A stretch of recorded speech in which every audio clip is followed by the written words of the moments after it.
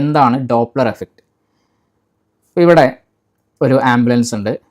ഇതിപ്പോൾ മൂവ് ചെയ്യുന്നില്ല, ഇവിടെ നിൽക്കുകയാണ്, ഒരു സോഴ്സാണ്. അപ്പോൾ ഇതിൽ നിന്ന് 800 ഹെർട്സിൽ സിഗ്നൽ വരുന്നുണ്ട്. ഇപ്പോൾ സൗണ്ട് വേവ് വരുന്നുണ്ടെന്ന് വിചാരിക്കുക. അപ്പോൾ എല്ലാ ഭാഗത്തോട്ടും ഒരുപോലെയാണ് വേവ് സ്പ്രെഡ് ആവുന്നത്. ഇവിടെ ഒരാൾ നിൽക്കുന്നുണ്ട്, ഇത് ഒബ്സർവറാണ്. ഒബ്സർവർക്ക് ഈ 800 ഹെർട്സ് ഫ്രീക്വൻസിയാണ് കിട്ടുക.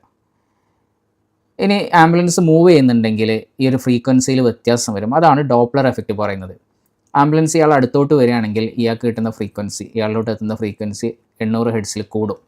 ആംബുലൻസ് ഇയാളിൽ നിന്ന് അകന്നു പോവുകയാണെങ്കിൽ ആ ഒരു ഫ്രീക്വൻസി കുറയും. അപ്പോൾ ഇവിടെ നിങ്ങൾ ഈ രണ്ടാമത്തെ ഡയഗ്രം ശ്രദ്ധിക്കുക. ഇവിടെ ഇപ്പോൾ ഒരു സോഴ്സ് മൂവ് ചെയ്യുന്നുണ്ട്. അപ്പോൾ സോഴ്സ് ഇപ്പോൾ ഒബ്സർവറെ അടുത്തോട്ട് വരികയാണ്. അപ്പോൾ ഇവിടുന്ന് ക്ലിയർ ആണ്. അടുത്തോട്ട് വരുന്ന സമയത്ത് ഈ വേവ് ഇവിടെ കംപ്രസ് ആവുന്നുണ്ട്, അതായത് ഫ്രീക്വൻസി കൂടുന്നുണ്ട്. അപ്പോൾ ഇങ്ങനെ ഒബ്സർവറെ അടുത്തോട്ട് സോഴ്സ് വരുമ്പോൾ ഫ്രീക്വൻസി കൂടും, അല്ലെങ്കിൽ ഒബ്സർവറിൽ നിന്ന് അകന്നു പോകുമ്പോൾ ഫ്രീക്വൻസി കുറയും. അപ്പോൾ ഈ ഒരു ഫ്രീക്വൻസി മാറ്റം, ഇതിനെയാണ് നമ്മൾ ഡോപ്ലർ എഫക്റ്റ് എന്ന് പറയും. ഇപ്പോൾ നിങ്ങൾ നോക്കൂ, ഇവിടെയാണ് ഒബ്സർവർ നിൽക്കുന്നത്. അപ്പോൾ ഇവിടെ സ്പ്രെഡ് ഔട്ടാണ്, അതായത് ഫ്രീക്വൻസി കുറയാണ്. അപ്പോൾ ഇതിനെയാണ് നമ്മൾ എന്ത് പറയുക? ഡോപ്ലർ എഫക്റ്റ് എന്ന് പറയാം. Doppler effect is the change in frequency of a wave due to the relative motion between the source and the observer. അപ്പോൾ റഡാറിൽ ഈ ഒരു ഡോപ്ലർ എഫക്റ്റ് സംഭവിക്കും. കാരണം റഡാർ ഡിറ്റക്റ്റ് ചെയ്യുന്നത് സ്റ്റേഷനറി ഒബ്ജക്റ്റുകളെ മാത്രമല്ല, മൂവ് ചെയ്യുന്ന ഒബ്ജക്റ്റുകൾ, നോൺ സ്റ്റേഷനറി ഒബ്ജക്റ്റുകളെയും റഡാർ ഡിറ്റക്റ്റ് ചെയ്യും. അപ്പോൾ ഇവിടെ ഈ ഒരു ഡോപ്ലർ എഫക്റ്റ് വരും. അത് നമുക്ക് നോക്കാം. Doppler effect in radar. ഇവിടെ നിങ്ങൾ നോക്കൂ, ഒരു റഡാർ ആൻറ്റിന, റഡാറിൻ്റെ അടുത്തോട്ട് എന്ത് വരുന്നുണ്ട്? ടാർജറ്റ് വരുന്നുണ്ട്. അപ്പോൾ അതിൽ തട്ടിയിട്ട് എക്കോ വരുന്നുണ്ട് അല്ലേ? എക്കോ വരുന്നുണ്ട്. അപ്പോൾ ഈ എക്കോ വരുന്നത് എവിടെ നിന്നാണ്? ആ മൂവിങ് ഒബ്ജക്റ്റ് നിന്നാണ്. അപ്പോൾ നേരത്തെ പറഞ്ഞ പോലെ ഇവിടെ വേവ് കംപ്രസ് ആവുന്നത് നമുക്ക് കാണാൻ പറ്റും. അതായത് ഇവിടെ ഫ്രീക്വൻസി മാറുന്നുണ്ട്.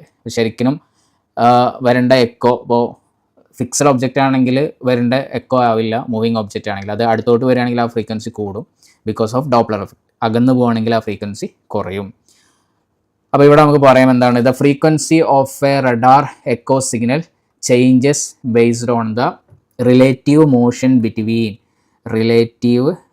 Between the radar and target. ഇനി ഇവിടെ നമ്മൾ പറഞ്ഞു target moves towards the radar. റഡാറിൻ്റെ അടുത്തോട്ട് വരികയാണെങ്കിൽ, ഇപ്പോൾ ഇവിടെ നിങ്ങൾ ഈ ഡയഗ്രത്തിൽ, ഈ ഒരു അനിമേഷനിൽ നിങ്ങൾ കാണുന്നത് ടാർജറ്റ് റഡാറിൻ്റെ അടുത്തോട്ട് വരികയാണ്. അപ്പോൾ നമുക്ക് വ്യക്തമായിട്ട് മനസ്സിലാക്കാൻ പറ്റും frequency of the returned echo signal increases. അപ്പോൾ ശരിക്കും വരേണ്ട എക്കോ എന്ന് പറഞ്ഞാൽ അതൊരു F1 എന്നുള്ള ഫ്രീക്വൻസിയാണ്. പക്ഷേ അത് ആ ഫ്രീക്വൻസി കൂടിയിട്ടാണ് വരുന്നത്. F2 എന്ന് പറഞ്ഞ ഫ്രീക്വൻസിയിലാണ്. അപ്പോൾ ഇത് കൂടിയിട്ടുണ്ട്. ഈ ഒരു ഫ്രീക്വൻസി ഡിഫറൻസ് വെച്ചിട്ട് നമുക്ക് ടാർജറ്റിൻ്റെ വെലോസിറ്റി ഒക്കെ കാൽക്കുലേറ്റ് ചെയ്യാൻ പറ്റും. അത് ഡീറ്റെയിൽ ആയിട്ട് പറയാം. ഇവിടെ നമ്മൾ പറഞ്ഞു, ഇത് ടാർജറ്റിൽ നിന്ന് അകന്നു പോവുകയാണെങ്കിൽ ഫ്രീക്വൻസി ഡിക്രീസ് ചെയ്യാണ് ചെയ്യുക. When the target moves away from the radar, the frequency of the returned echo signal decreases. Okay. അപ്പോൾ ഈ ഒരു ഫ്രീക്വൻസിയിൽ ഉണ്ടാകുന്ന വ്യത്യാസം, ഫ്രീക്വൻസിയിൽ ഉണ്ടാകുന്ന ഒരു ഡിഫറൻസ്, അതിനെയാണ് നമ്മൾ ഡോപ്ലർ ഫ്രീക്വൻസി ഷിഫ്റ്റ് എന്ന് പറയാം. ഡോപ്ലർ ഫ്രീക്വൻസി ഷിഫ്റ്റ്, അതായത് ശരിക്കും എക്കോക്ക് വരേണ്ട ഫ്രീക്വൻസി അല്ല തിരിച്ചു വരിക.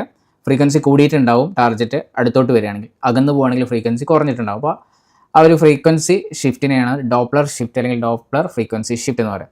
This change in frequency is known as Doppler shift. അപ്പോൾ ഇതുകൊണ്ടുള്ളൊരു അഡ്വാൻറ്റേജ് എന്താണെന്ന് ചോദിച്ചാൽ നമുക്ക് ടാർജറ്റിൻ്റെ വെലോസിറ്റി കാൽക്കുലേറ്റ് ചെയ്യാൻ പറ്റും. ഇപ്പോൾ എക്കോൻ്റെ ഫ്രീക്വൻസി ഒരു 100 ഹെർട്സ് ആണ് വരേണ്ടത്. പക്ഷേ ഇവിടെ എന്ത് സംഭവിച്ചു? ഡോപ്ലർ ഷിഫ്റ്റ് വന്നു. അതായത് ടാർജറ്റ് മൂവ് ചെയ്യുന്നതുകൊണ്ട് ഒരു 50 ഹെർട്സും കൂടെ എന്ത് ചെയ്തു? കൂടി. അപ്പോൾ 150 ഹെർട്സ് ആയിട്ട് ഫ്രീക്വൻസി കൂടി. അപ്പോൾ ഇവിടെ ഈ രണ്ട് ഫ്രീക്വൻസി വെച്ചിട്ട് എന്ത് ചെയ്യാൻ പറ്റും? അല്ലെങ്കിൽ ഈ ഒരു ഷിഫ്റ്റ് വെച്ചിട്ട് വെലോസിറ്റി കാൽക്കുലേറ്റ് ചെയ്യാൻ പറ്റും. അപ്പോൾ ഇതിൻ്റെ ഒരു അഡ്വാൻറ്റേജ് ആണ്. The frequency shift is used to measure target velocity by calculating the difference between transmitted and received signal frequencies.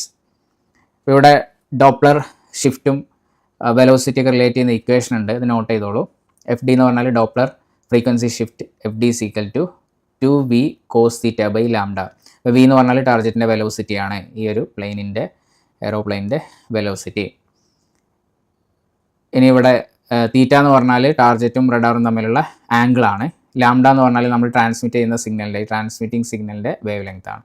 അപ്പോൾ ഇവിടെ ഡോപ്ലർ ഫ്രീക്വൻസി ഷിഫ്റ്റും ടാർജറ്റ് വെലോസിറ്റി എങ്ങനെയാണ്? ഡയറക്റ്റ്ലി പ്രപ്പോർഷണൽ ആണ്.